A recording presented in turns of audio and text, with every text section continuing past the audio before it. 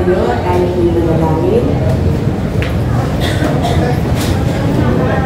Dakilang Diyos na makapangyarihan sa lahat, tunay na pinupuri ka namin, dinadakila ka namin, nawawalhati ka namin sa umaga ng po, Panginoon. Panginoon, kung ano man po karumihan o bahid ng kasalanan ng nagawa namin, nawa patawarin niyo po kami at magkarapat po kami sa inyong harapan. Lord, dinadalain mo, maraming salamat, Panginoon, sa mga biyaya, kalakasan, pag-iingat niyo sa bawat sa amin. Maraming pong salamat sa pumusang linggo, binigay niyo sa amin, Panginoon. Lord, dinadalain ko po ang gawain ito, patuloy ikaw ang manguna, maghari, Panginoon. Dinadalain ko rin po, Panginoon, ang mga worship team, Panginoon, na aawit, Panginoon. Ikaw ang manguna, Panginoon, sa kanila, patuloy na banal mong Espiritu, ang mawalhati nila, Panginoon. Dinadalain ko rin po, Panginoon, ang mga ushers, Panginoon, patuloy na ingatan sila, samahan sa kanilang buhay. Dinadalain ko rin po ang mag-mensahe sa umaga nito. Lord, ikaw po ang magbigay ng pag-inos sa kanya. Banal mong Espiritu ang patuloy na kumilos sa kanya, Panginoon. Maging Panginoon, dinadalain ko ang lahat, Panginoon, na andito, Panginoon. Lord, samahan niyo sila, magpagpo, Panginoon, ang pinagdadaanan nila sa mga oras nito. Tulungan niyo sila, Panginoon. Tulungan ang tayo, tulong at gagawin sa kanila, Panginoon. Lord, sa iyo namin dinadalaman ng lahat po ito sa matamis, makapangyarihang pangalan ni Jesus. Jesus and pray. Amen. Thank you.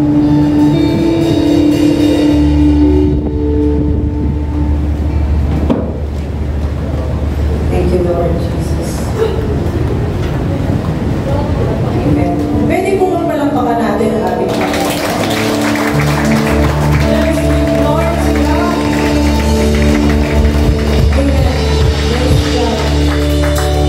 Allow me to read this word from Psalm 62, verses 5 to 6.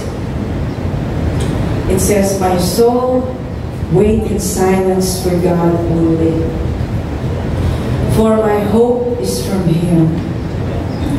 He is my only rock and my salvation, my stronghold. I shall not be forsaken." Amen po ba, mga kapatid? So in the midst of distress, sa kalagitnaan ng ating sakit, pagdurusa, trials and testings, we wait into the Lord. And siya lamang ang mabibigay sa ating pag-asa sa lahat ng oras. We wait. Sabi nga, wait without complaining. So, we seek for God's mercy and grace sa panahon na nag-iirap tayo sa mga maraming bagay. So, amen. So, as we sing to the Lord, this is a new song. Okay? Gawin natin yung words as if we are speaking to the Lord. So, when the enemy surrounds and my heart grows faint within, when the darkness overwhelms and my fears are pressing in, I will trust in you, O Lord. In the silence, I will wait. So let's sing to the Lord. Clap our hands again to God.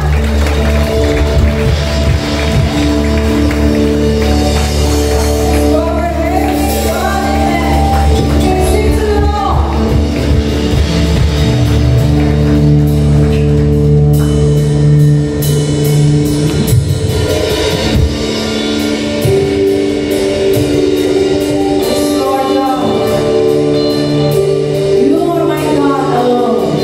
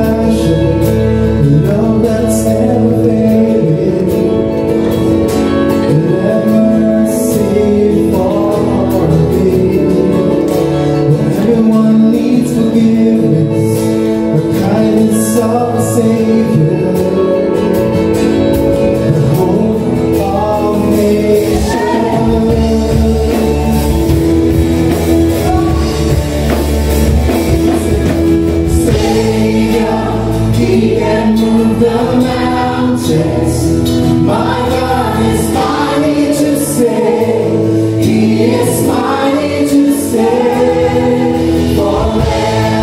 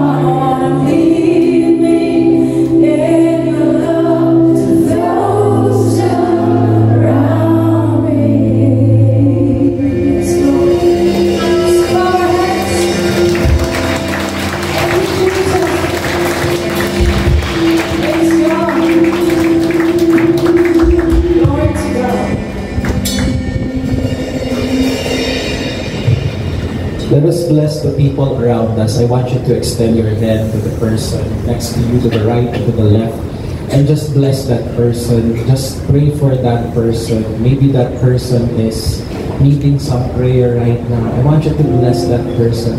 Just open your mouths and let us make this sanctuary as a house of prayer. Because we all know God is in our midst. We know that when we are gathered together in the name of Jesus, He is there with us. And the Word of God says in Hebrews chapter 13 verse 5, He will never, never leave us. He will never, never forsake us. And so stir up hope in your heart by releasing prayer. Panalangin po natin ang bawat isang narito.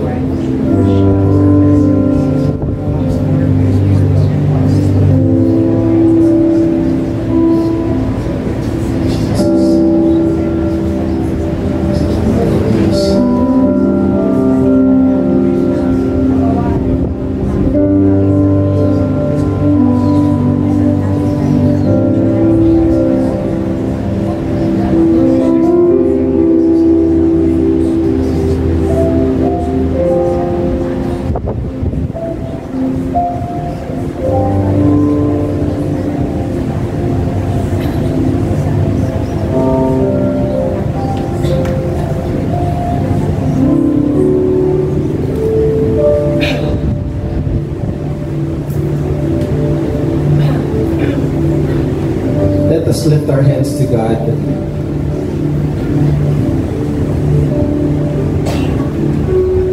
The Bible says those who come to the Lord with faith, to the one who believes there is God,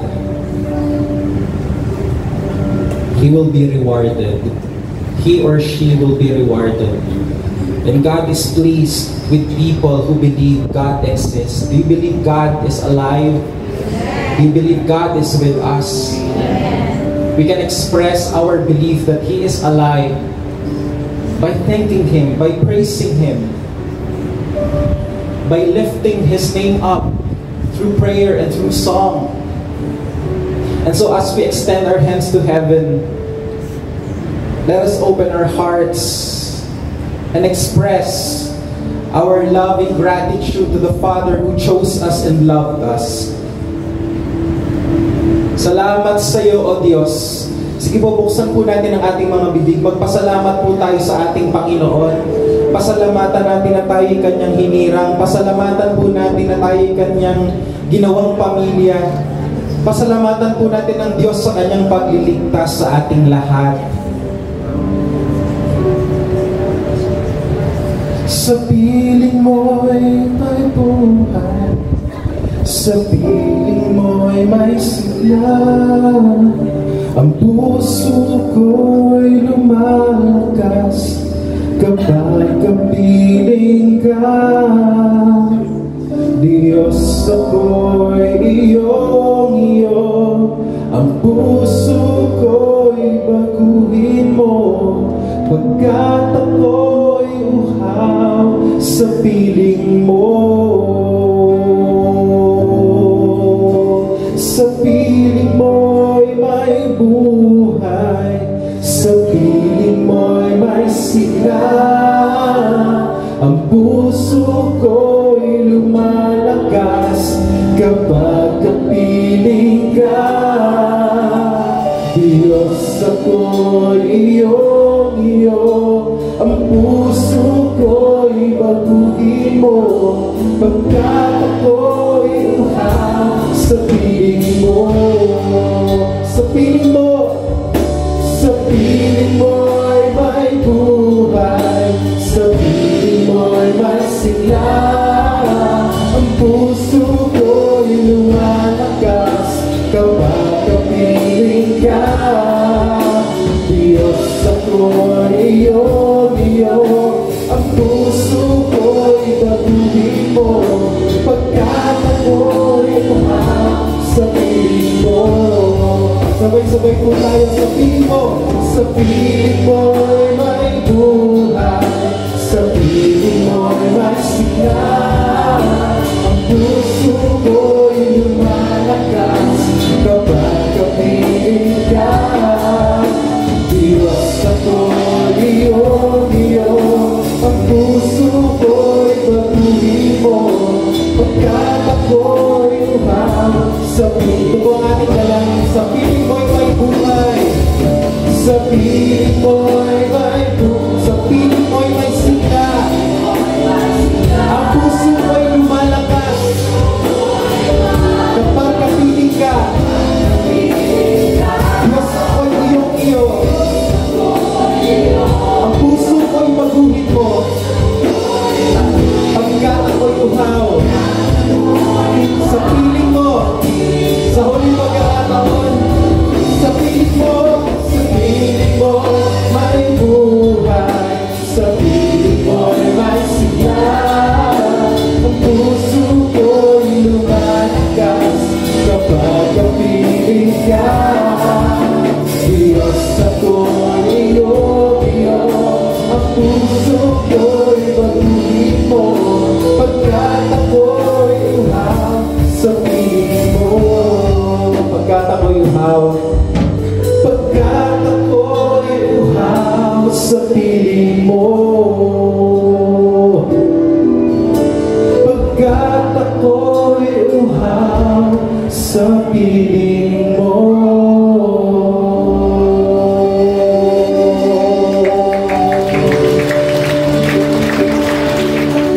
Maburing palakpak sa ating Panginoon. Maburing pasasalamat, palakpak ng pasasalamat sa ating Panginoon. Habang pumapalakpak ka, magpasalamat ka sa ating Panginoon. Habang pumapalakpak ka, papurihan mo ang ating Panginoon. Habang pumapalakpak ka, isigaw mo ang kabutihan pangalan ng ating Panginoon. Habang lumapalakpakan, iwanan mo sa hangganan ang lahat ng iyong alalahanin. Habang lumapalakpakan, magpasalamat ka sa ating Panginoon. Habang lumapalakpakan, sumigaw tayo ng hallelujah.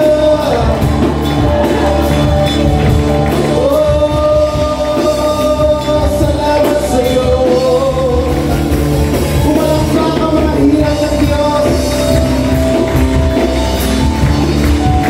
Sambahin ka.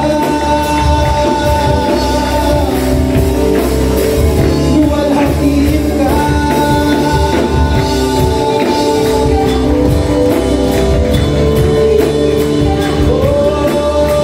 Salamat sa iyo. Ito po ang ingay ng pasasalamat. Ito po ang ingay ng pagkahilingan. Kalugod-lugod sa ating Ama sa langit.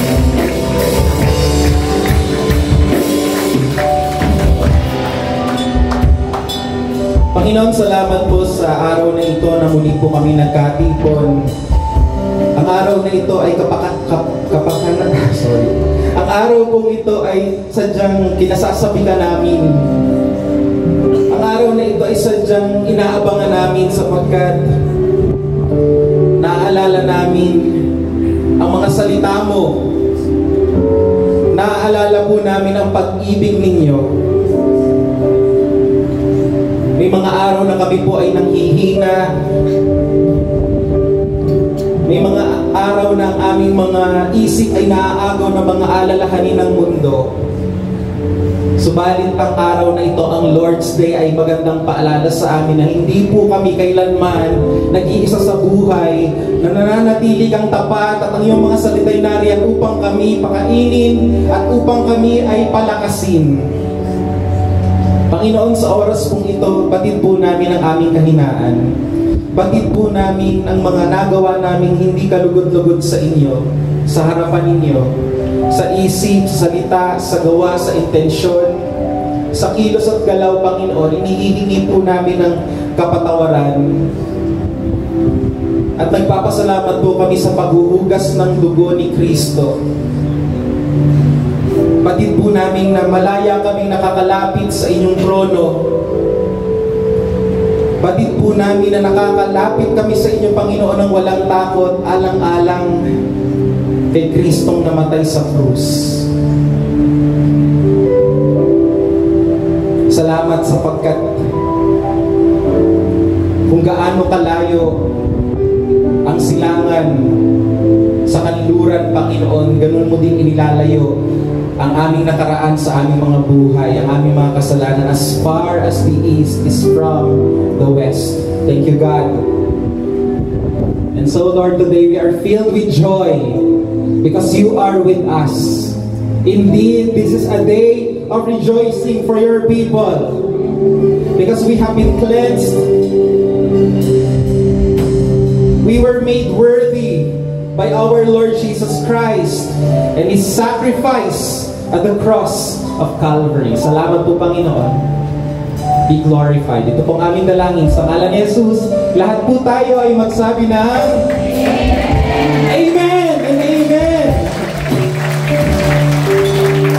Bago po tayo magbasa ng mga salita ng Diyos, mangyari po ay yakapin natin ang ating katabi. Sabihin po natin sa Kanya, yakap ito ng Panginoon. At sabihin ko sa Kanya, mahal na mahal ka ng ating Ama sa langit. At pakisabi sa isang tao na napupusuan mong sabihan ito, pakisabi sa Kanya, hindi ka nag-iisa. Kasama natin ang ating Ama. Kaya papurihan natin ang ating Amang Diyos sa langit. Palakpakan po natin ang ating Panginoon.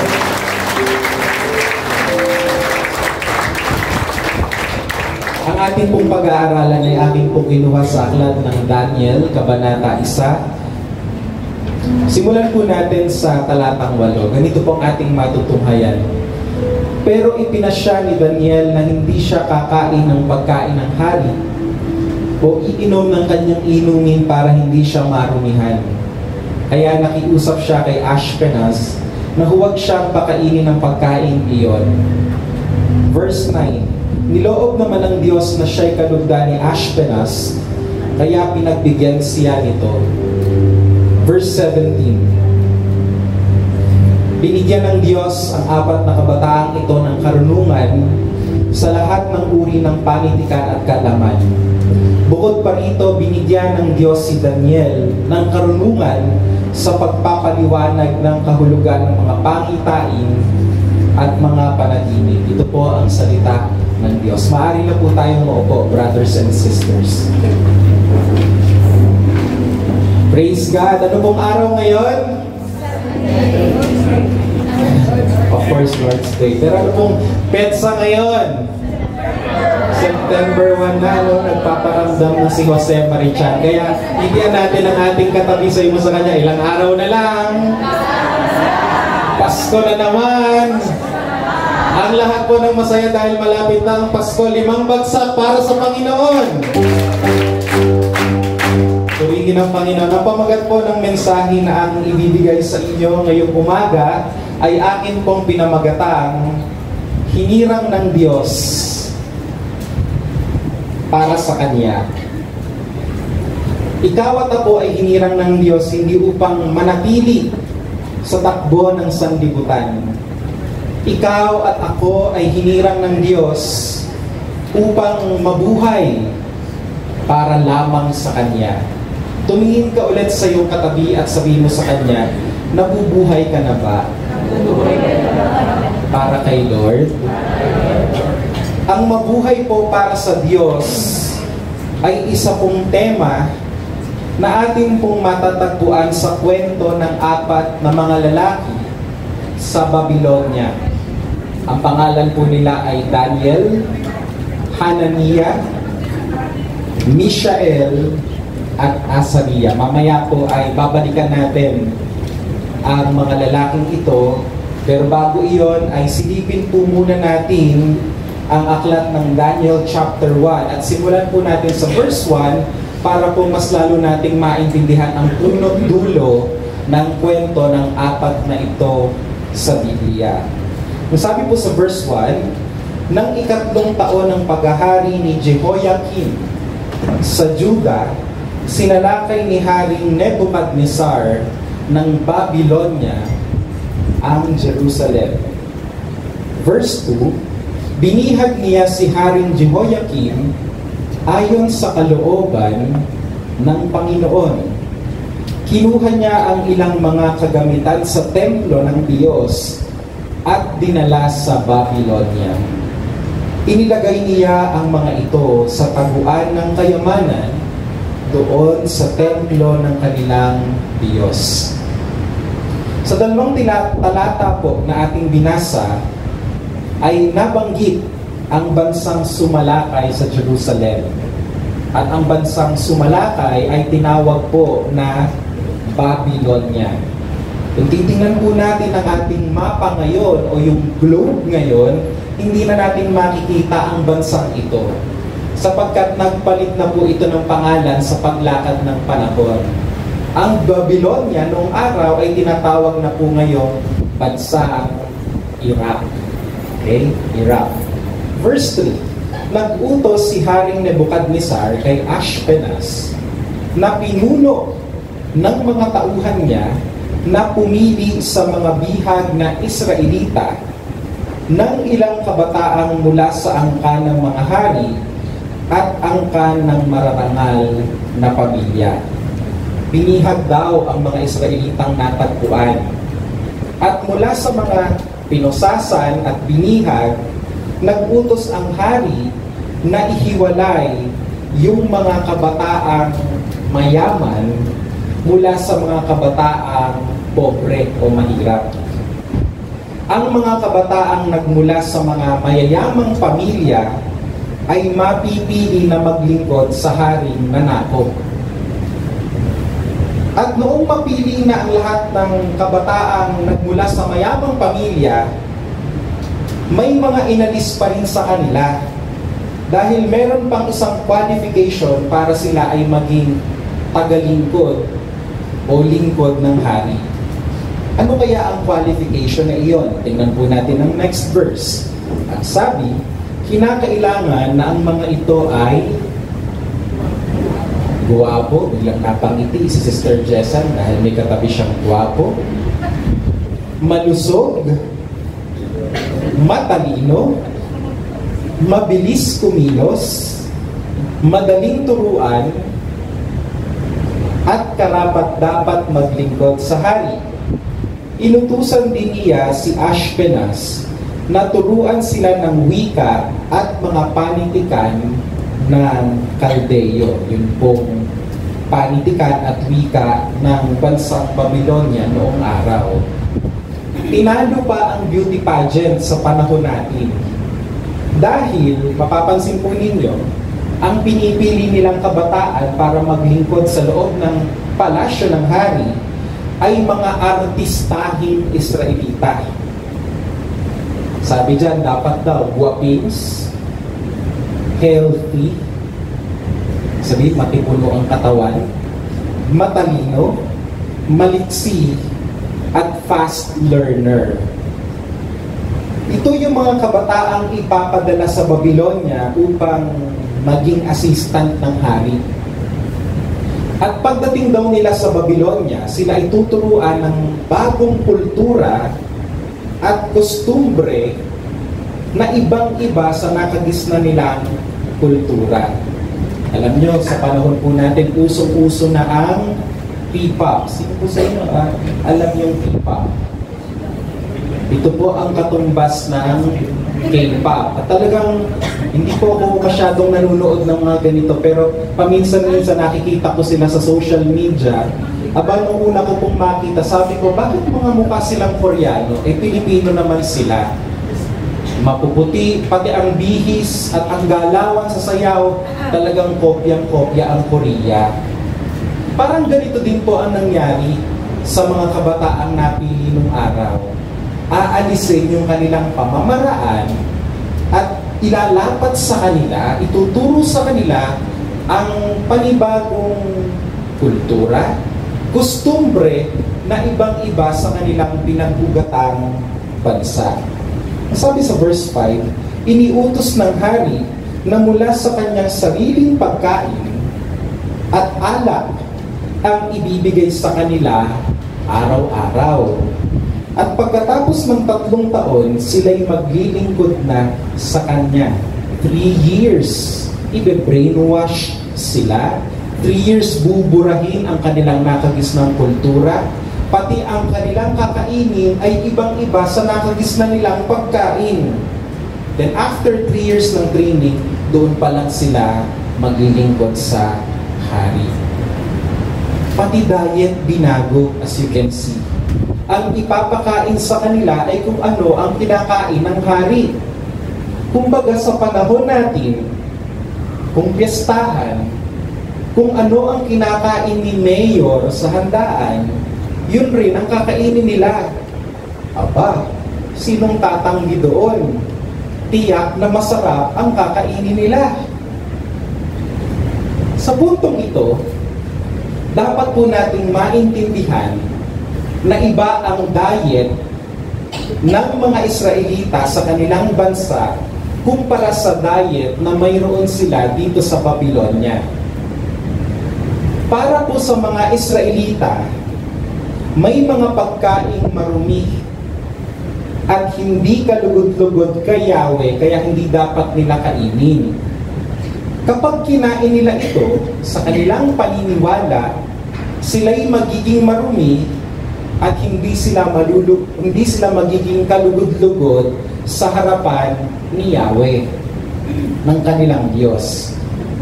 Kaya lang, ito yung problema nila. Dinala sila sa ibang bansa at doon wala namang pagkaing Israelita. At ang ipapakain nga daw sa kanila kung ano ang kinakain ng hari.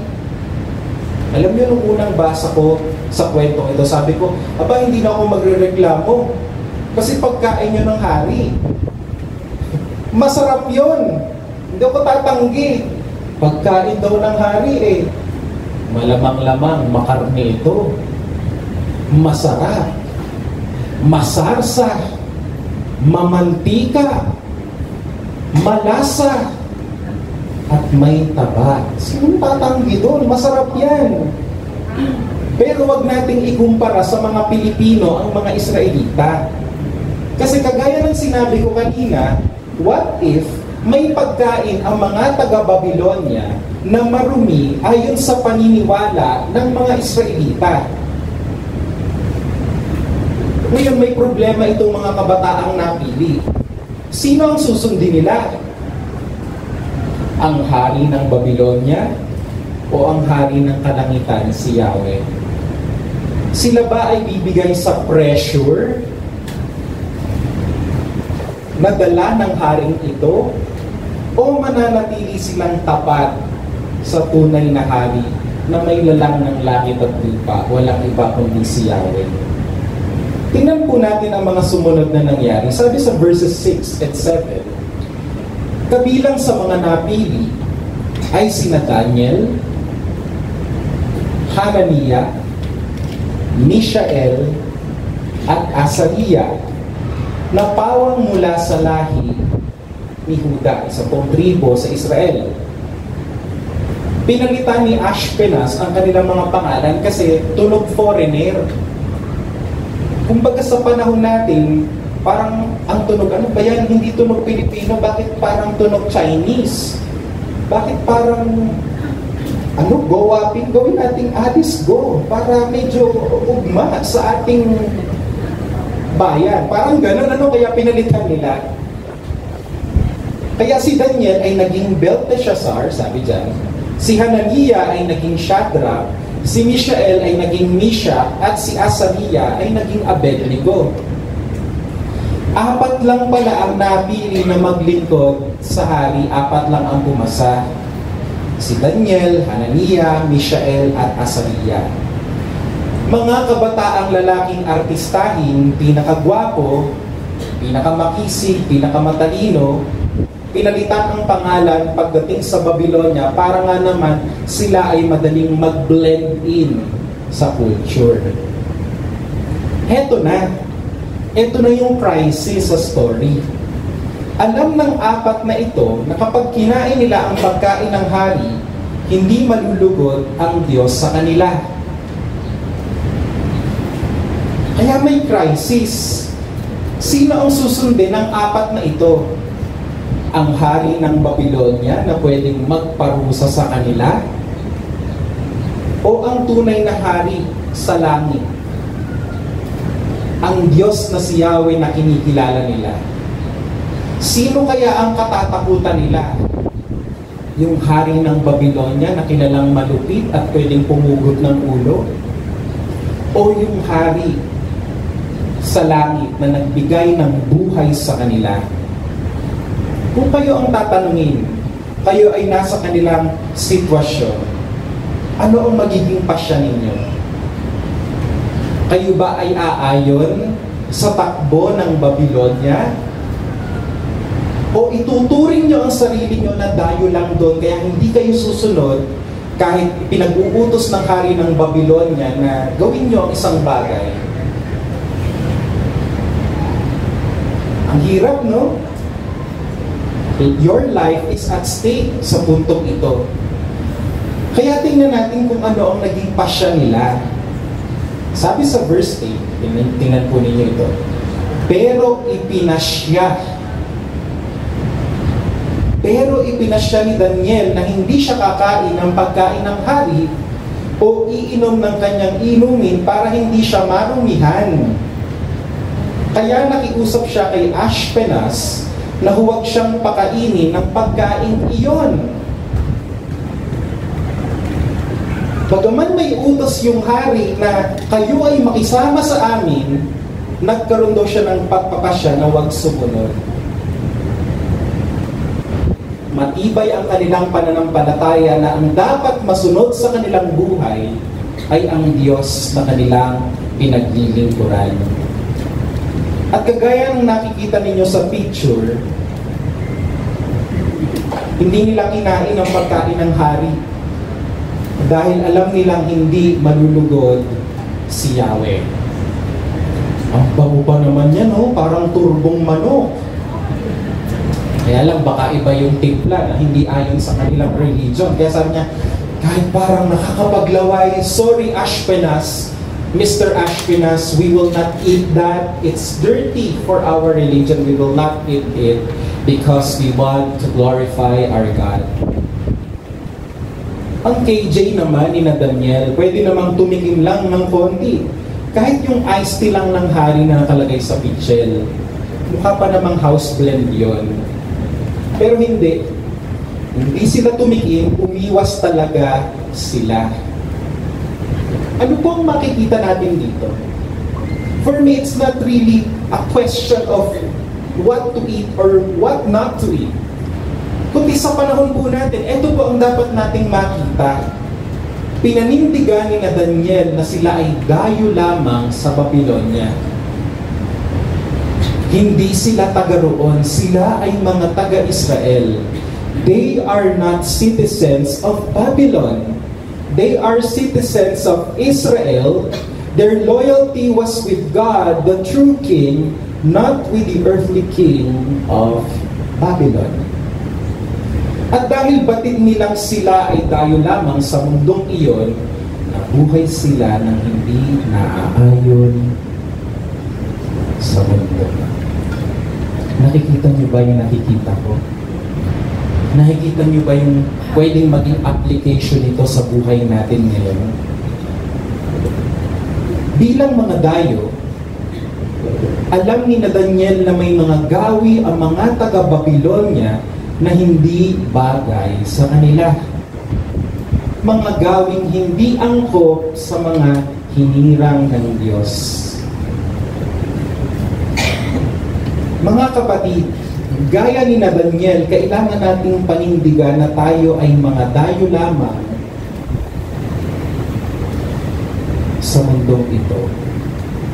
Maaring lipas na yung bansang Babylonia, pero yung mundong ginagalawan natin ngayon, ito ang bagong Babylonia at hindi tayo taga rito. Amen? Kung hindi tayo taga rito, taga saan tayo? Sabi ni Pablo sa Philippians chapter 3 verse 20, ngunit para sa atin ang langit ang tunay nating bayan. We are citizens of heaven. Yan ang sinasabi ni Pablo. Sabihin mo sa iyong katabi, hindi ka taga rito. Huwag kang gagaya sa kanila. Hinirang ka ng Diyos para lang sa Kanya. Dagdag pa ni Pedro sa 1 Peter chapter 1 verse 1, mula kay Pedro na apostol ni Jesucristo, mahal kong mga pinili ng Diyos na nangalat at naninirahan bilang mga dayuhan sa iba't ibang bayan ng araw sa Pontus, Galacia, Cappadocia, Asia at Bithynia. Palitan natin yung mga lugar na binanggit dyan para maging makabago naman. Pwede nating basahin ang verse na ito sa ganitong paraan. Mula kay Pedro na apostol ni Jesucristo, mahal kong mga pinili ng Diyos na nangalat at naninirahan bilang mga dayuhan sa Tagaytay, Mendez, Amadeo, Batangas, Alfonso. Totoo na tayo ay citizens of the Philippines. Pero nung araw na tayo ay kumilala kay Kristo, ang tunay po nating citizenship ay ang langit. Kaya ang magiging bunga po nito sa atin, may mga bagay na hindi na po tayo magiging komportable sa mundong ito. Naririnig niyo po yung sinasabi ko. Kagaya ni Daniel, may mga kostumbre sa mundong ito na kapag tayo ay napahalo doon, hindi tayo komportable. At kung nararamdaman mo yan, nararanasan mo yan, normal yan dahil Kristiyano ka. Sabi mo sa katabi mo, yan ang normal para sa'yo. Yan ang normal para sa'yo. Tayo ay dayuhan lang sa mundong ito. Mga kapatid, iba ang kultura natin. Iba ang ating kostumbre. Hindi tayo sumusunod sa takbo ng mundong ito. Amen? Ibig sabihin, may ginagawa ang mga taga-mundo na hindi na natin dapat ginagawa bilang mga taga-langit. Kaya magandang paggulay-gulayan.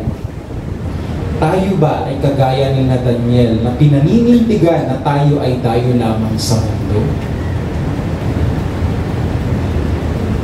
May pagkatakot ba tayo sa tunay na hari at Diyos? O tayo ay sumasabay sa kung ano ang dikta ng mundong ito? Bago natin pagbulayan pa ang mga tanong na iyan, ituloy muna natin ang pagbabasa ng kwento ni Daniel at ng kanyang mga kaibigan. Ang sabi sa verse 10, pero sinabi ni Ashpenaz kay Daniel, natatakot ako sa hari. Siya ang pumili kung ano ang kakainin at iinumin ninyo. At kapag nakita niyang hindi kayo malusog, gaya ng ibang mga kabataan, baka ako'y ipapatay niya. Sinasabi po ng assistant ng hari, ang nagdidikta kasi ng kultura dito, yung ating hari, kaya makisama na lang kayo, Daniel. At gumaya na lang kayo sa iba. Wala namang mawawala sa inyo In short, ang sinasabi po ni Ashpenaz kay na Daniel, huwag kayong KJ. Matuto naman kayong makisama. Siguro nakaka-pressure sa part ni na Daniel kasi kabataan lang sila. Yung ibang kabataan doon sa Babylonia, ini-enjoy nila yung pagkain ng hari, iniinom nila yung inumin ng mundo. Pero itong mga kabataang ito na may takot kay Yahweh, hindi nakikisama, napaka-KJ. At siguro naaakusahan pa, akala mo kung sinong banal. Ngunit sa kabila ng pressure na ito, mas pinili ni na Daniel na manindigan. Ayaw pa naman mga Pilipino, talagang pag-usapang politika, away kung away sa social media, naninindigan lang naman ako. Ako ay makaganitong kulay. Ang galing nating manindigan sa ganyan. Pero yung pagiging citizen natin sa heaven, pinapanindigan ba natin? Mas pinahalagahan nila ang kaluguran at kalooban ng Diyos kaysa sa pakikisama. Pwede po bang basahin natin ito ng sabay-sabay? 1, 2, 3. Mas pinahalagahan nila ang kaluguran at kalooban ng Diyos kaysa sa pakikisama. Pakisabi sa iyong katabi, kita ka ni Lord. Sabi mo sa nasa likod mo, kita tayo ng Panginoon. At sabi mo sa iyong katabi, mahal ka ng Lord. Kaya dapat iba ka na. Mas pinahalagahan nila ang daan ng kabanalan kaysa sa pakikisama sa tao. Mas mahalaga sa kanila ang sasabihin ng Diyos kaysa sasabihin ng tao. Kaya sa next verse ay ganito ang napagpasyahan ni Daniel. Dahil dito sinabi ni Daniel sa tagapagbantay na nag-aalaga sa kanila, subukan nyo kaming pakainin lamang ng gulay at painumin ng tubig sa loob ng 10 araw. Of course, di ko po sinasabi na huwag na kayong kakain ng karne. Hindi po yun ang point. Dahil iba ang kanilang setting. Pero ang commonality po natin kina Daniel is this. Kailangan iba ang kultura natin sa kultura ng Babylonia, ng mundo. Verse 13, pagkatapos, ihambing. Ginamit po yung verb na ito. Alam niyo pa ang verb? Action word. Sa Tagalog, pandiwa, ang mga Filipino teachers. Pagkatapos ihambing ninyo kami sa mga kabataang kumakain ng pagkain ng hari at tingnan ninyo kung ano ang magiging resulta. At bahala na kayo kung ano ang gagawin ninyo sa amin. Ang sabi ni Daniel, ibig daw niya na sila na may takot sa Diyos ay maihambing sa mga hindi kumikilala sa tunay na Diyos. In short, sinasabi po ni Daniel, gusto namin makita ng mundo yung distinction between a believer and a non-believer.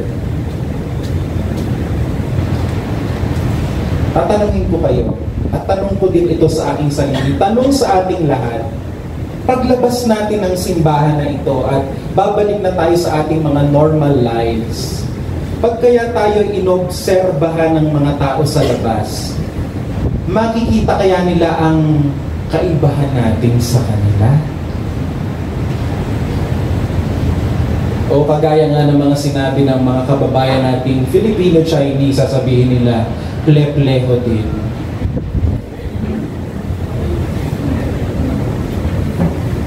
Gusto ni Daniel na makita ng lahat ang kaibahan ng sumusunod sa Diyos sa hindi sumusunod sa Diyos. Ayaw ni Daniel na makita ng mundo na wala naman palang pinagkaiba ang kumikilala sa Diyos at hindi kumikilala sa Diyos. Kumbaga, gustong ipakita ni Daniel na silang mga hinirang ng Diyos ay iba. Iba ang kanilang buhay, iba ang kanilang lakad, gawi at pag-iisip nila. Ang bisyo ng mundo ay hindi nila bisyo. Ang sistema ng mundo ay hindi nila sistema.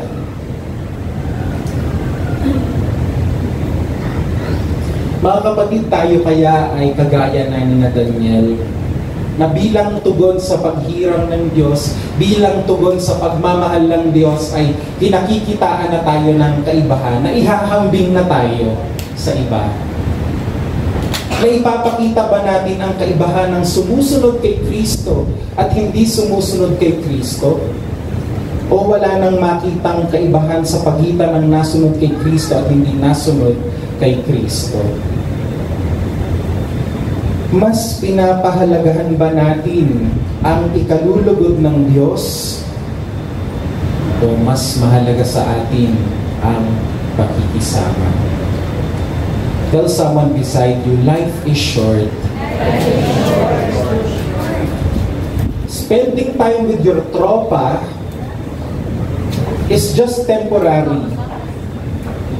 Pagdating po natin sa langit, we will spend eternity with our Creator. Kaya dapat dito pa lang ay sinasanay na natin ang ating sarili na higit na makisama sa Diyos kaysa sa mga katropa natin na ang gusto lagi ay ilahin tayo sa kamunduhan. Gayanin natin si Daniel na desisyon. Amen? Let me tell you this, hindi porket ang Diyos ay mapagpatawad at mapagmahal, hindi ka na magdidesisyon na, hindi ko ito tatanggalin. Kasi masarap to eh. Normal to eh, kultura to eh. Kailangan po maunawaan natin, may kultura ang mundo na hindi na dapat kultura ng mga Kristiyano. May mga bagay sa bahay ng isang hindi mananampalataya na hindi dapat matagpuan sa bahay at lugar ng mga mananampalataya at nagpapakilala ang mananampalataya. At the end of the day, ang mahalaga sa atin ay ang sasabihin ng Diyos, hindi ang sasabihin ng tao. Ay, pagbigyan mo na, pastor, at baka ma-open pa. Eh, sino ba ang gusto nating i-please? Are we here to please people? Sabi po ng Word of God, if you are here to please men, you are not worthy to serve God, sabi ni Pablo. Ganda po nung sinabi ng isang pastor, sabi niya, kapag daw ang church naging kamukha na ng mundo, it loses its appeal. It loses its attractive quality. Kasi kamukha rin naman ang mundo eh. Wala rin namang pinagkaiba eh. And to tell you honestly, and let me open my heart to you as a pastor, there There are some people who attempted to be part of this community. Pero sabi nila sa akin, Pastor, we change our minds. Kasi yung ginagawa naman ng mundo, ginagawa din pala sa inyong simbahan. Sa iba na lang po kami. Panahon na po para baguhin ito sa ating iglesia, sapagkat hindi po tayo mananagot sa tao. Tayo po ay mananagot sa ating Panginoon. Amen? Kanino pong opinyon ang pinakamahalaga? Kanino pong sasabihin ang pinakamabigat? Hindi yung sinasabi ng katropa mo, hindi sinasabi ng kamag-anak mo. Pag alam mong bawal, bawal! Pag alam mong hindi pwede sa Kristiyano, bakit may compromise? Sabi mo sa katabi mo, nakakahiya kayo. Sabi mo sa katabi mo, magbait na tayo. Hindi ba ako galit? Hindi ba ako galit? Talagang ano lang. Dapat daw kasi pag nag-preach, alam mo yung may fire. Right? Brother John, fire! Very important, fire! Hindi ko ako galit. Okay, nag-preach ka. Galatians chapter 5 verse 16. Dito po makikita natin kung ano ba ang kultura ng langit sa kultura ng mundo.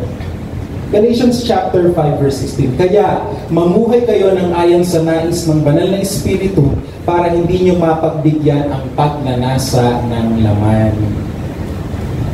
Okay, so meron daw away or war sa ating kalooban. Yun daw pong appetite ng Espiritu, ng Holy Spirit, at appetite ng luma nating pagkatao, ang laman.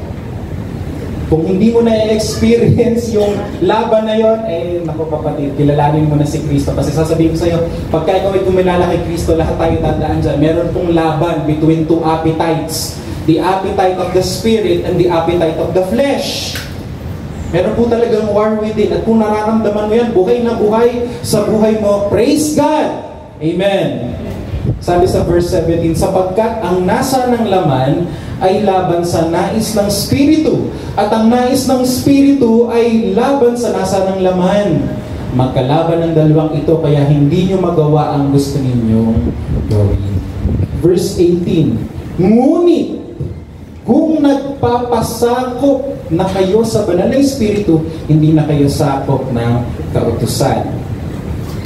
Verses 19 and 21, ang mga taong sumusunod sa nasa ng laman ay makikilala sa gawa nila. Saan daw po makikilala kung isang tao ay lumalakad na sa Espiritu? Hindi po dahil nagpabautismo siya.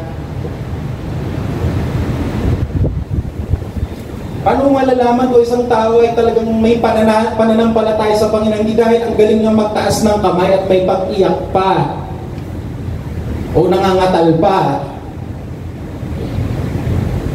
Kasi pwedeng mukha tayong religious, pero itong mga bagay na binabanggit dito, naghahari pa rin sa atin.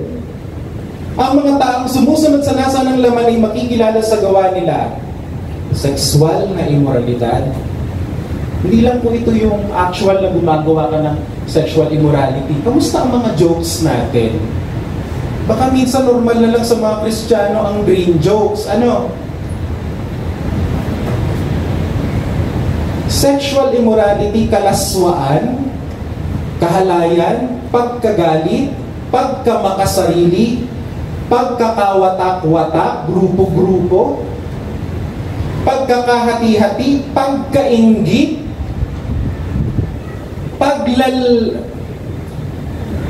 ano kung nasa Biblia? Nawala. Pakibasa ko, pagkahilig sa kalayawan at iba pang kasamaan. Binabala, ay tumitikim lang naman. Minsan lagi na pong palusot yan. Ito po sasabihin ko sa inyo, the best way to defeat temptation is to flee from it. Ngayon, kung bubuo tayo ng mga environments na alam natin na doon maghahantong, baka hindi rin kalugod-lugod din sa Panginoon. Kaya totoo yung kanta no? Nagsimula sa patikim-tikim. Kaya ko naman pigilan ang sarili ko. Lulukohan pa ba tayo dito? Huwag na tayong maglokohan, ha? The world is watching us. Kilalang taga-blessings. Hindi pa pagalit. Nag-remind. Binabalaan ko kayo katulad ng ginagawa ko noon ng mga namumuhay ng ganito ay hindi mapapabilang sa kaharian ng Diyos. Very clear. Kung ikaw ay practicing pa rin ng mga ganitong bagay, eh baka hindi ka talaga anak ng Diyos. Kasi kung talagang ikaw ay kumilala sa biyaya ng Panginoon, kung talagang ikaw ay naligtas, aba, ang epekto nito sa iyo ay talagang, alam mo yon, meron pong progression sa iyong spirituality. Pero yung, Diyos ko po, 10 taon na, 10 taon na, 15 taon na, 20 years na sa loob ng Christian faith, eh, wala man lang makitang, alam mo yon, kahit kaunti na growth. Baka kailangan i-check kung talagang tayo ay in faith. 22 and 23. Ngunit ito ang bungang makikita sa taong namumuhay sa kapangyarihan ng banal na Espiritu. Pag-ibig, kagalakan, kapayapaan, pagtitiis, kabutihan, kagandahang loob, katapatan, kahinahunan, at pagpipigil sa sarili. Kung ganito ang pamumuhay natin, hindi natin malalabag ang mga utos ng Diyos. Kung mga bagay na ito, mga kapatid, kailangan po, yan pong mga fruit na ito, kailangan po unti-unting makita sa atin kung talagang tayo ay nananampalataya kay Kristo. Hindi mo pwedeng sabihin na ako'y tumanggap kay Kristo, pero yung buhay mo ay ganoon pa rin. Kailangan po may makitang transformation. Hindi ko sinasabing, kumilala ka ngayon kay Kristo, then bukas ay talagang hindi ka na nagkakamali. Walang ganon. Pero, ang kailangan pong makita sa atin ay growth. Unti-unti nakikitaan ka ng pagbabago. Wala na nag-amen. Amen? Sa ganang atin, hindi na baling mapulaan na hindi nakikisama, ang mahalaga, napapangiti natin ang Diyos. Amen. At ang pagsunod po sa kalooban ng Diyos ay may gantimpala sa Kanya. Gawin natin itong motivation. Pag ako sumunod sa Panginoon, may reward, may gantimpala. Amen? Linggo-linggo, tambak ang ating prayer request. Lord, gusto ko nito, gusto ko niyan. Ang dami nating demands kay Lord. Pero, mga kapatid, it's a relationship. Ang Lord meron ding nais sa buhay natin. Baka ang tingin lang natin kay Lord ay parang, alam mo yon, ATM machine na, okay, itong ATM card, passcode, then Lord, give me the money. No, it's not like that. Kailangan po yung relationship natin sa Kanya ay ating binibuild up. Kaya pag sinabi ng Lord, anak, tanggalin mo ito. Hindi na ito bagay sa iyo. Bilang pagkilala mo sa Kanya, gagawin mo iyon. Amen? Tingnan po natin kung ano naging reward ni na Daniel sa pagtalima nila sa kalooban ni Yahweh. Sabi po sa verse 17, binigyan ng Diyos ang 4 na kabataang ito ng karunungan sa lahat ng uri ng panitikan at kaalaman. Bukod pa ito, binigyan ng Diyos si Daniel ng karunungan sa pagpapaliwanag ng mga pangitain at mga panaginip. Kita niyo po yung reward? Dahil pinili ni na Daniel na mabuhay ng malinis at may kabanalan, pinagpala daw sila ng Panginoon ng karunungan. Na-promote sila at nahigitan nila ang ibang mga kabataang sunod sa layo ng mundo. At hindi lang yun.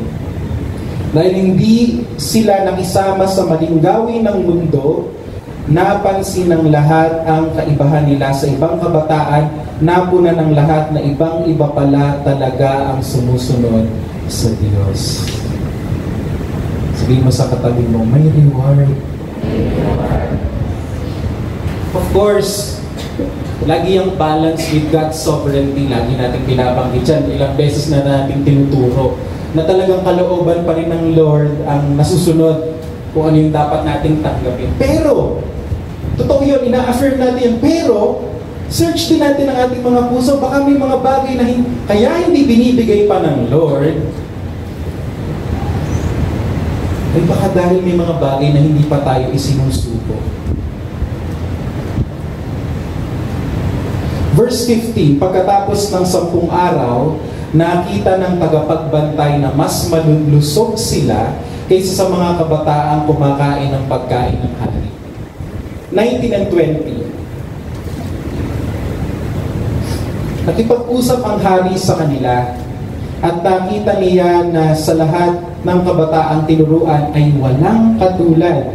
Sina Daniel, Hananiah, Mishael at Azariah, kaya sila ang piniling maglingkod sa kanya. Sa lahat ng itinatanong ng hari sa kanila, nakita niya na ang kanilang kaalaman ay higit na di hamak kaysa sa kaalaman ng mga salamangkero at engkantador sa buong kaharian niya. Sabi mo nga sa iyong katabi, may napansin sila. May nakita yung mga tao.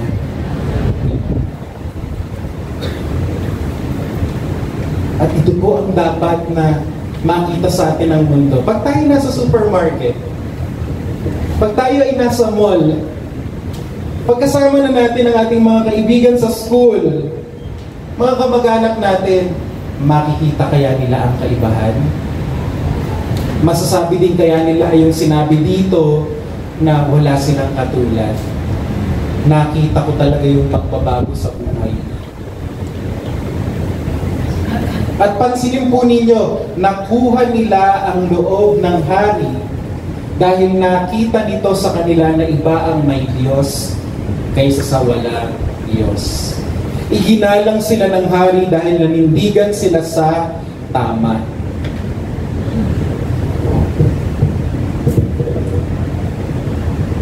Kasi iba ang pananaw ng makamundo eh. Sasabihin ng mundo, ay hayaan mo nang tayo nakikisama para madala natin sila sa church. Maliho pala yung ganung pananaw. Kundi dito pinapakita sa atin, mag-iba tayo ng galaw para lalo pa natin silang madala.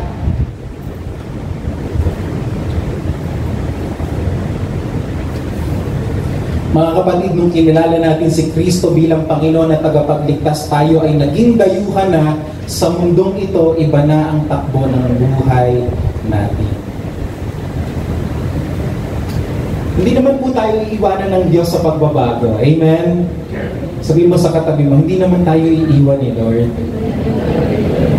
Yung dinidemand ni Lord, siya rin ang magpo-provide ng kakayanan para magawa natin. Sabi mo ng Gospel Transformation Bible, Daniel acts faithfully, but God provides the protection and provision necessary for such righteousness. God is working prior to, through, and beyond Daniel's own resolve to act righteously.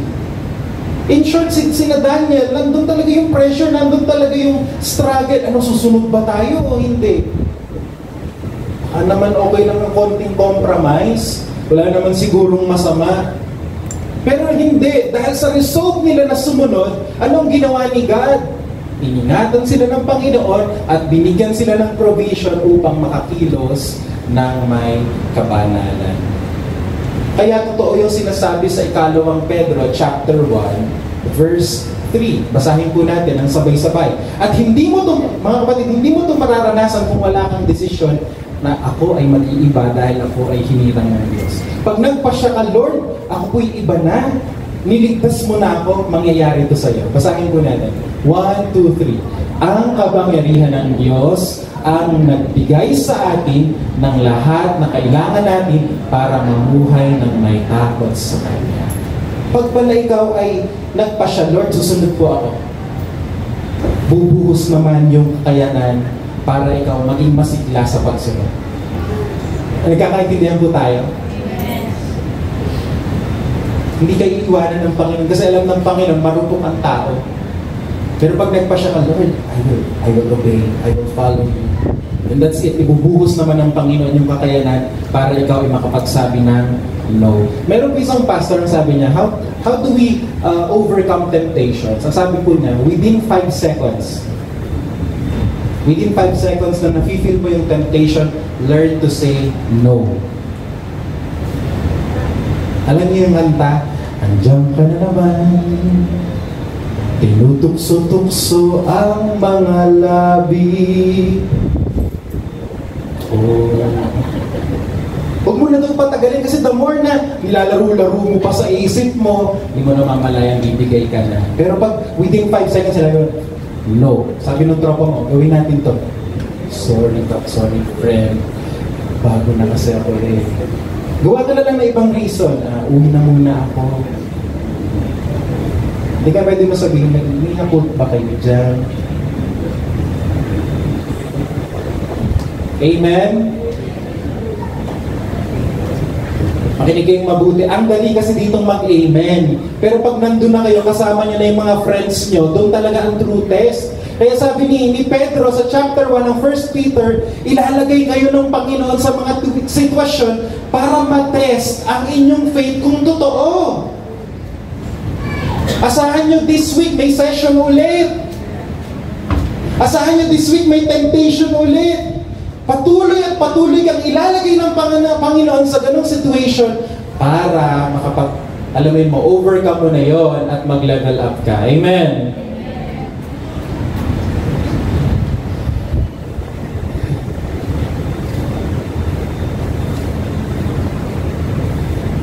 Sa puntong ito, ibuod po natin ang ating mga napag-aralan.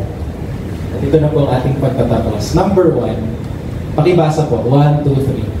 Panindigan natin na tayo ay tayuhan lamang sa mundo ito. Pangalawa, ipakita natin sa lahat ang kaibahan ng nasa Diyos at ng wala sa Diyos. Number 3, may pakikisama na bawal sa Kristiyano, lalo na kung ang pakikisamang ito ay mahahantong sa gawa ng laman. Number 4, mas pahalagahan natin ang takot sa Diyos kaysa sa sasabihin ng iba. Number 5, may pagpapalang kalakip ang tumindig sa kabanalan. Next, madadala natin ang mga tao kay Kristo kung makikita sa buhay natin ang kaibahan ng nasunod sa Diyos at hindi nasunod sa Diyos. And finally, ang Diyos ang nagbibigay sa atin ng kakayanan na sumunod kung tayo ay kikilala sa Kanya at magpapasya na maging tapat sa Kanya.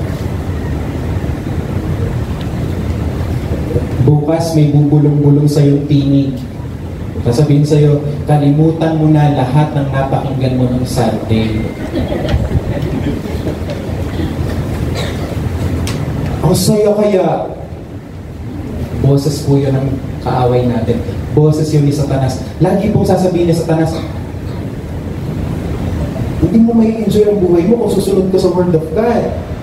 Yan po lagi ang pakana ni Satan pagdudahan ng Word of God. Naalala niyo kay Adam at kay Eve? Sabi ng Panginoon, huwag niyong kainin yung bunga. Ano sabi ni Satanas? Totoo ba? Kaya bukas pagdating niyo, Monday, ano naman yung temptation? Totoo ba?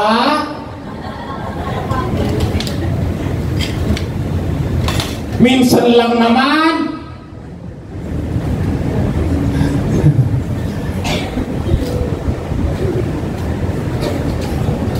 Pagbigyan mo na, kasaya natin eh. Alam niyo po, listen to this. Ang promises ni Satan, hindi po niya i-deliver yung promises niya. Yung pinapangako niyang tunay na, masaya yan eh, gawin natin. Hindi, sa totoo, hindi masaya. Bigyan example, pag unfaithful ka sa asawa mo at may chinachat kang iba, yung totoo, masaya ka ba? Totoo habang chinachat mo, parang nakakaaliw. Pero pag kasama mo ni asawa mo, hindi ka mapakali, hindi ka makatulog. Sabihin mo masaya, yung pinangako ni Satan hindi nangyari.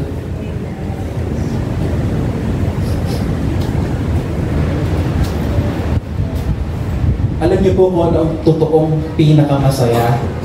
Ang totoong masayang buhay, yung mabuhay tayo sa gitna ng kalooban ng Diyos at mabuhay tayo sa kalayaang binili ni Kristo para sa atin. Amen! Praise God. Hindi ko na po kahabaan pa. Nawa po ay palakasin kayo ng Panginoon at bigyan kayo ng kakayanan. Lahat tayo bigyan ng Panginoon ng kakayanan na maging kagaya ni Daniel na tindigan kung ano ang tama. Pagpalain po kayo ng Panginoon. Pastor Nestor.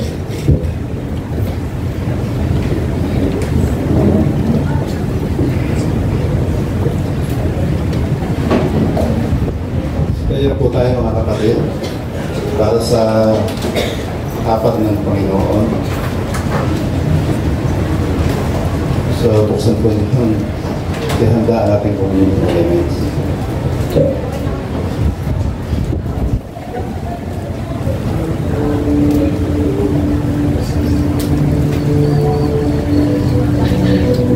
Ito kagandahan sa ating kinagawian. Pagkatapos ng Word of God, ay meron tayong hapag ng Panginoon. Ang selebrasyon ng hapag ng Panginoon ay isang pagkakataon ito para gunitain ang tinapos na gawa ng ating Panginoong Jesucristo, na siya ang umako ng pagbabayad sala sa ating mga kasalanan, kung kaya tayo sa paningin ng ating Ama sa Langit ay qualified tayo na pumunta sa langit.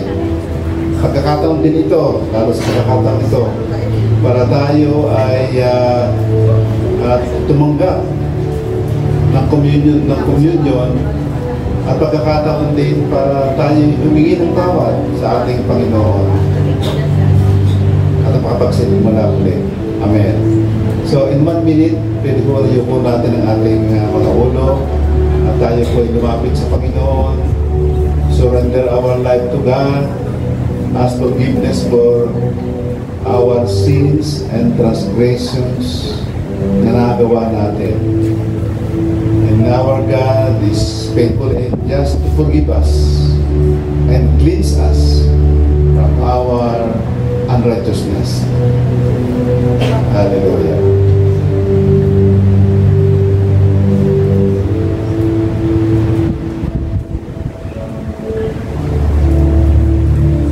Thank you, Lord. Thank you, Lord, sa kapatawaran sa aming mga kasalanan at minarapat mo kaming tumanggap ng iyong simbolo ng iyong katawan at dugo. Bakit ito yung karubili? Tagapin po natin ang tinapay na ating tangan, pinagkisimbolo ng kanyang katawan.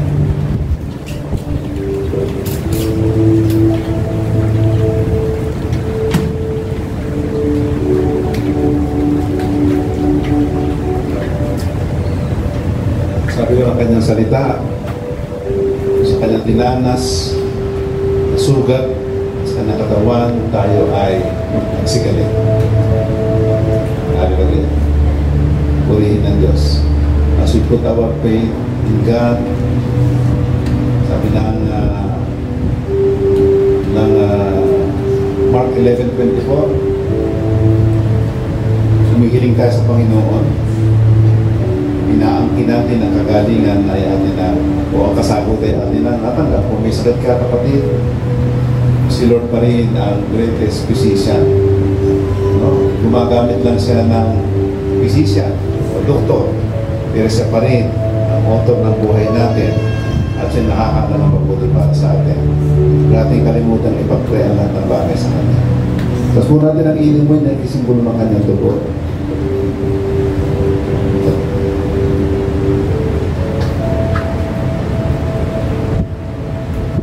Ito ang walang hagantipan ng Diyos.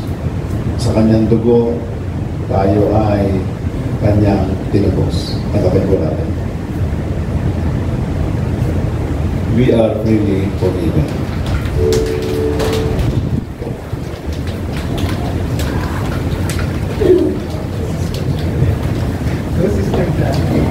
Amen. Victory shout po muna.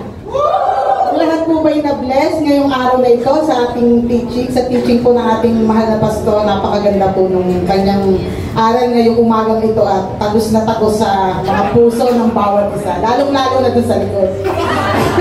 Kaya thank you, Lord. Maraming salamat sa Panginoon. Dumako na po tayo sa ating covenant. Kami ay nagpasya. Sabay-sabay po tayong bigkasin yung ating covenant. Kami ay nagpasya. Kami bilang magkakapatid. Ang isa ay para sa lahat, ang lahat ay para sa isa. Ang lakas ng isa ay lakas ng lahat. Ang kahinaan ng isa ay kahinaan ng lahat. Kami ay nagpasyang magtulungan sa hirap at ginhawa. Ang bawat isa ay hugutan namin ng lakas. Kami ay nagpasyang sama-samang lumago bilang mga anak ng Diyos sa pangalan ni Jesus. Amen. Yan. Tawagin ko po, meron po bang bagong attend po ngayong araw na ito, yung hindi po nakapag-sign sa ating pong registration? Wala po. Sige po. Dako na po tayo sa ating mga announcement. Meron po. Sige po. Tayo po tayo. Pwede po bang extend natin yung ating kamay sa ating bagong kapatid na kasama? Dakilang Diyos, makapangyarihan sa lahat. Maraming salamat po sa araw na ito, Panginoon, at nakasama namin yung aming kapatid. Naway, kayo po, Panginoon, ang tuluyang umilos sa buhay nila, Panginoon. At dalangin din namin, Panginoon, na ito ay panimula ng kanilang pagdalo sa aming sambahang ito, Panginoon. At dalangin ko rin, Panginoon, na yung buhay nila, Panginoon, kayo po yung magbigay ng lubos na pagpapala sa kanila. Maraming salamat. Ito po yung aming dalangin sa pangalan ni Jesus. Amen. Kaya dako po tayo sa announcement. Para po dun sa ating covenant meeting, meron pong pag-aaral tuwing Tuesday po, tuwing 5:30 to 7 p.m. The True Solas. Invited po yung lahat. Welcome na welcome po yung lahat para po tayo ay makapag-aral at lalo tayong lumago sa ating pag-aaral sa mga turo ng ating Panginoon. Invited po tayo lahat. At para naman po sa ating children ministry, may bago po silang series, The Bible Love, Exploring Words, Exploring God's Word. Yan, 5 series po ito. Ito po ay gaganapin September 18, 15, 22, 29, and October 6, ages 3 to 12 years old. Yan. Ang lahat po ay inaanyayahan po yung ating mga anak. Pwede po natin ipa-attend din ang mga bata natin na talagang natin na ito ay magsisilbi na talagang aral talaga at matututo silang turunan yung salita ng ating Panginoon. At para po sa weekly youth fellowship, ito po ay ginaganap tuwing Sabado.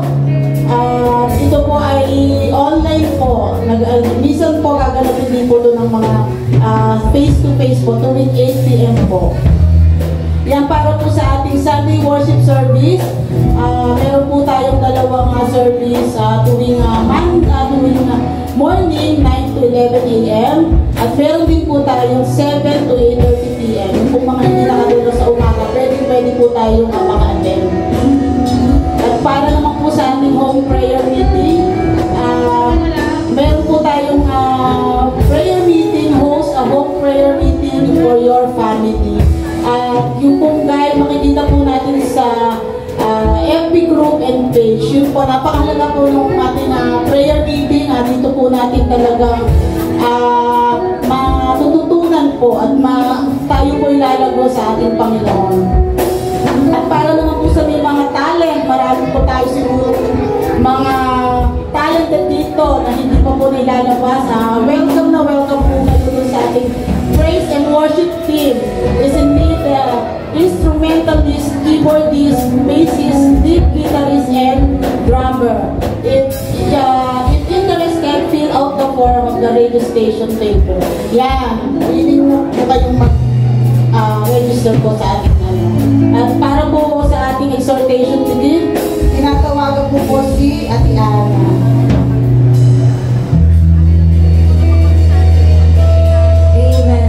Ng Diyos, tunay nga po na napakaganda ng ating pag-aaral ngayong araw na ito.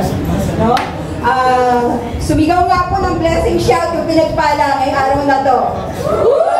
Amen. So, handa na po ba tayong magkaloob sa Panginoon? Kanina po talagang dami ko pong napulot na aral. Nawa nga po, yun nga po ay lang may tumingo sa ating mga puso, no? Yung ating mga natutunan. So, para po sa ating pagkakaloob, narito po yung salita ng Diyos. Sabi po sa Lucas 6:35 to 36. So, kung tayo po ba ay mga hinirang ng Diyos, no? Ito na po dapat yung ating maging kultura, no? Ating maging ugali. Ito po ang sinabi ng Panginoon sa talatang 35 hanggang 36. Ito ang inyong gawin. Mahalin ninyo ang inyong mga kaaway at gumawa kayo ng mabuti sa kanila. Kung magpapahiram kayo ng hindi umaasa ng anumang kabayaran. At malaking gantimpala ang tatanggapin ninyo. At makikilala kayong mga anak ng kataas-taasang Diyos. Sapagkat mabuti siya kahit sa mga taong masama at sa mga walang utang na loob. Maging maawain kayo tulad ng inyong Ama sa langit. So makikita po natin sa mga talatang ito ang pagbibigay ng may pag-ibig, no? Dapat katulad po tayo ng ating Panginoon. Sabi nga, kanina pa nga lang, sinasabi na sa mensahe ng ating pastor, ang Diyos ang unang nagbigay, no? Sa kumakalalaman natin yung mga kwento sa Genesis, siya ang unang niyang nilikha ang lahat bago pa tayo, no? Ganun kabuti ang Panginoon. Tapos sabi nga doon sa mga sumusunod na mga story sa Bible, sa Old Testament, sabi nga doon, wala talagang nakatupad, no? Lahat pa rin ay sablay. Kahit yung mga in-appoint ni Lord. So ano pong ginawa? Ibinigay niya po sa atin ang Panginoong Jesus, no? Para talaga na ma-assure niya na may mga anak siya talaga na magiging maayos, no? Maayos. At sabi nga doon sa mga talata din na yun, kapag ang pagbibigay ay may kusang loob, dapat po may kusang loob. So ibig sabihin yung ating pagbibigay po kusa, no? Naniniwala tayo na mayroon tayong pananampalataya kaya tayo nagbibigay. Hindi tayo nagbibigay kasi gusto natin may gantimpala. Dahil mga hinirang na tayo ng Panginoon, ano na yun, magiging part na ng buhay natin na tayo ay nagbibigay. Na wala nang question na eto ibibigay ko kasi makakakuha ko ng ganito. Well, ibig sabihin, kailangan po yung pagbibigay natin may kagalakan na talaga, no? Hindi dahil gusto natin may makuha, kundi gusto natin itong gawin dahil anak tayo ng Diyos, no? Dahil tayo hinirang ng Diyos at may pag-ibig talaga tayo sa Panginoon. At iyon ay isang uri ng pagpupuri natin sa Kanya. At dito sa mga talatang ito, makikita rin natin ang katapatan ng Panginoon. Napakabuti niyang Diyos. Nasabi nga niya sa talatang nabasa ko po ngayon ay kahit yung mga masasama at mga taong walang utang na loob ay nakakatanggap din ng reward kapag sila'y nagbibigay. Ibig sabihin, kung tayo nga ay mga hinirang ng Diyos at tayo, likas na sa atin ang tayo'y maging mapagbigay, higit pa yung matatanggap natin. Dahil ang kayamanan natin ay nasaan? Nasa langit. At ang ating kaligayahan ngayon ay ang ating Panginoong Jesus. Amen? So kung tayo po ay mga hinirang ng Panginoon, hawakan na po natin yung ating mga kaloob. No? Tayo pong lahat ay tumungo at manalangin. O Panginoong Diyos na dakila sa lahat, salamat sa pagkakataong ito na binagyan mo kami ng pagkakataon upang makapagpuri sa iyo sa pamamagitan ng pagbibigay. Panginoon, thank you. Ikaw po yung unang nagbigay. At kung ano man yung hawak namin ito ngayon, tunay na mas higit pa yung kaya mong ibigay sa amin. Pero Lord, humingi kami ng kapatawaran dahil sa kahinaan namin. Pero Lord, naniniwala kami na sa oras na ito, Ikaw din po, Panginoon, yung magbibigay sa amin ng kalakasan at kakayahan upang kami ay makapagbigay. Tunay nga po, Panginoon, naniniwala kami na lahat ng aming ibibigay ay tunay nga na maiipon sa kalangitan at magkakaroon kami ng tunay na kasiguraduhan na tunay nga na may Diyos kami na lagi namin kasama. Salamat, Ama, sa iyong kabutihan sa amin. Ang lahat ng papuri, pasasalamat, itinataas po namin sa pangalan ni Jesus. Amen. Magbigay po tayo ng may kagalakan sa Panginoon. Amen.